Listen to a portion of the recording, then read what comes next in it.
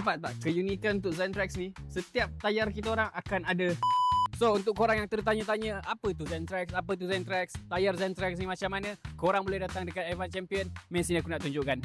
Alright guys, so ni adalah stok-stok yang ada dekat Advance Champion. So dekat sini kita ada sizing 70-90 dan dekat sini adalah 80-90. Dan aku nak bagi tahu dekat Advance Champion pun ada juga sizing-sizing yang lain. So kalau korang nak cari sizing yang kecil ataupun sizing yang besar sikit pun ada dekat sini juga. So aku nak bagi tahu.